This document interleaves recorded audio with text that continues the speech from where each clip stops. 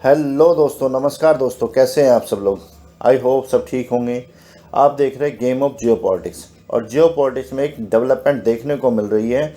और डेवलपमेंट क्या है, तो फ्रांस ने अबाया को बैन कर दिया है। अब आप सोचेंगे अबाया क्या है और इसको बैन क्यों किया है। इसको लेकर हम इन डेप्थ नॉलेज लेंगे और समझेंगे क्यों अबाया को बैन किया है, और साथ ही साथ देखेंगे कि अबाया, हिजाब, बुर्का क्या है। और इसके साथ में हम देखेंगे जो सेकुलरिज्म है, वेस्टर्न सेकुलरिज्म और इंडियन सेकुलरिज्म, इन दोनों में क्या डिफरेंस है। और इसके साथ में ही इंडिया में जो कंट्रोवर्सी चली थी हिजाब को लेकर, अबाया को लेकर, वो भी समझेंगे। अगर आपने हमारे चैनल को सब्सक्राइब नहीं किया है तो सब्सक्राइब कर लीजिए, और हो सके तो दोस्तों शेयर भी कर दीजिए। जैसे कि आपको पता है कि फ्रांस में क्या कर दिया है, अबाया को लेकर बैन कर दिया है, और इसको लेकर दुनिया भर का जो मीडिया है वो इसको लेकर कवर कर रहा है। जैसे कि ये अल जजीरा का क्या है, आर्टिकल्स है, France to ban wearing abaya dress in schools. साथ ही साथ में आप देख सकते हैं कि मीन्स का भी आर्टिकल इसने भी क्या किया है, पब्लिश किया है। और जो फ्रांस का जो मीडिया है, फ्रांस 24, उसने भी इसको लेकर कवर कर रहा है। तो इस तरह से देख सकते हैं कि हम दुनिया भर का जो मीडिया है इसको लेकर कवर कर रहा है, और बता रहा है कि अबाया किस लिए बैन किया है, क्यों अबाया को बैन किया है। और फिर जो जियोपॉलिटिकल थिंकर्स हैं उसको लेकर भी ट्वीट्स कर रहे हैं। जैसे केनेथ रोथ हैं, इन्होंने भी इसको लेकर ट्वीट किया है और बताया है कि अबाया क्यों बैन किया है। तो हम इस टॉपिक को देखेंगे, समझेंगे।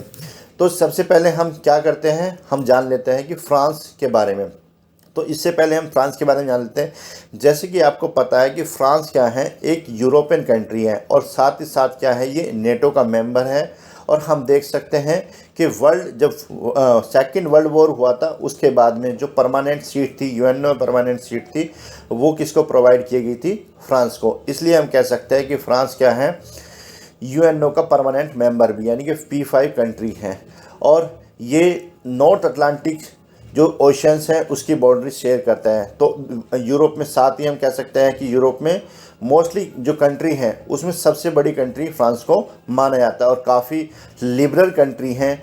और जो यहाँ पे रिलीजियस फॉलो किया जाता है, यहाँ कहा जाता है जो कैथोलिक क्रिश्चियंस हैं उसको काफ़ी फॉलो किया जाता है, यानी 40% के पास में, आसपास में जो कैथोलिक चर्च जो क्रिश्चियंस है वो इसको फॉलो करते हैं। और मुस्लिम यहाँ पे 13 या 12% के आसपास यहाँ पे मुस्लिम हैं, वो इसको फॉलो करते हैं।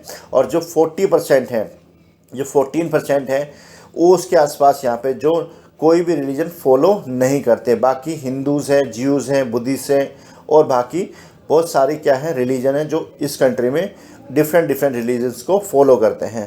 तो अब हम देखेंगे कि ये जो अबाया है इसको बैन को लेकर, इसको क्यों बैन किया गया, इसका क्या फैक्टर है। तो सबसे पहले हम देख लेते हैं कि अबाया जो है वो क्या है, अबाया, बुर्का और हिजाब। तो जैसे कि आप जानते हैं ये है अबाया, ये काफ़ी कंफर्टेबल जो ड्रेस है उसको माना जाता है। और ये क्या है, बुर्का।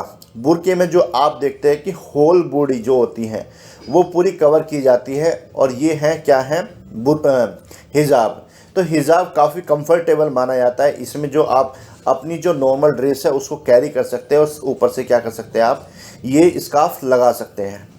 तो आप देख सकते हैं कि जो अबाया है, हिजाब है, और बुर्का है, उसमें क्या डिफरेंस है। तो आपने देखा।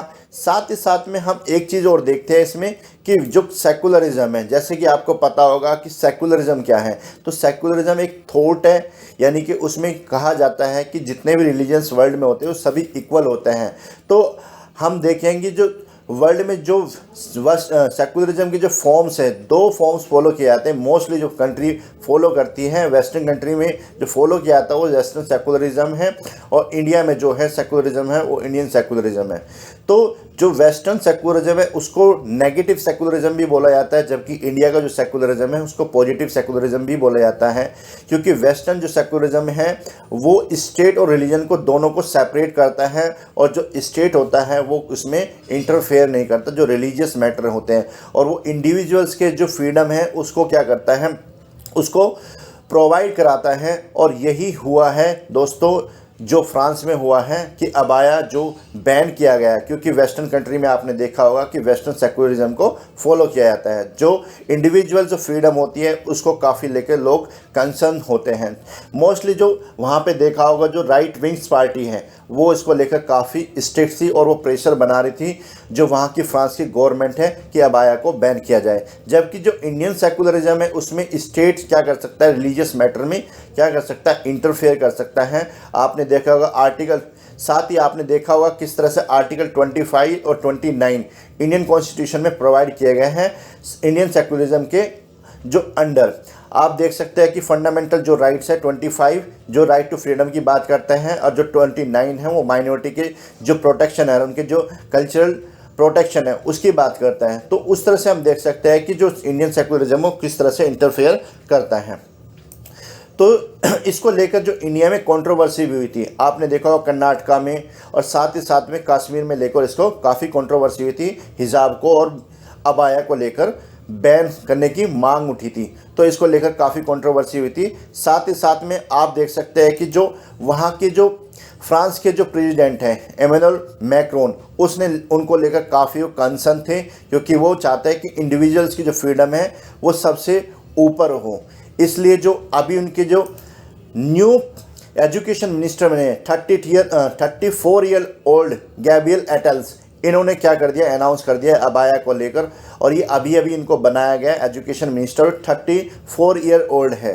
तो इन्होंने इसको लेकर क्या कर दिया है, अनाउंस कर दिया है एक इंटरव्यू में कि अबाया अब फ्रांस में बैन नहीं होगा। क्योंकि आपने देखा होगा किस तरह से जो 4 सितंबर है, 4 सितंबर से फ्रांस में क्या होने वाला है, स्कूल का न्यू सेशंस होने वाला है, चालू होने वाला है, वहाँ पे स्टार्ट होने वाला है, और जिसको लेकर मोस्ट प्रोबेबली लगाया जाता है, उनकी आशंका लगाई जा रही थी कि ये अबाया बैन कर दिया जाएगा। क्योंकि जो राइट विंग पार्टी है उनका काफ़ी प्रेशर्स था, और जो लेफ्ट विंग पार्टी है वो काफ़ी क्रिटिसाइज़ कर रही है जो प्रेजेंट में अभी वहाँ पे गवर्नमेंट है फ्रांस में।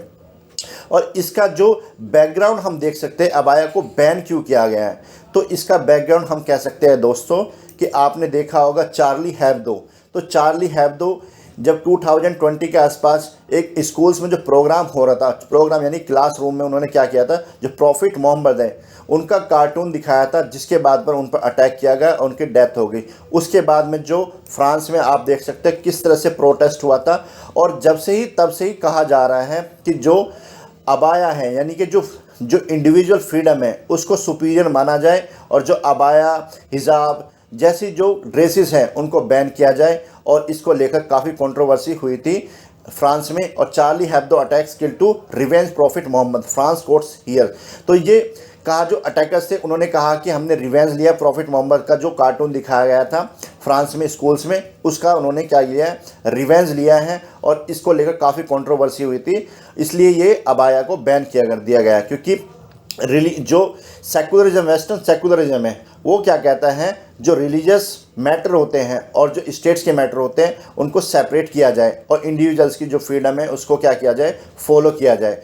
तो आप देख सकते हैं कि किस तरह से फ्रांस ने क्या किया है, अबाया को लेकर बैन कर दिया है। अगर आपने हमारे चैनल को सब्सक्राइब नहीं किया है तो दोस्तों सब्सक्राइब कर लीजिए, और हो सके तो दोस्तों शेयर भी कर दीजिए। थैंक यू दोस्तों।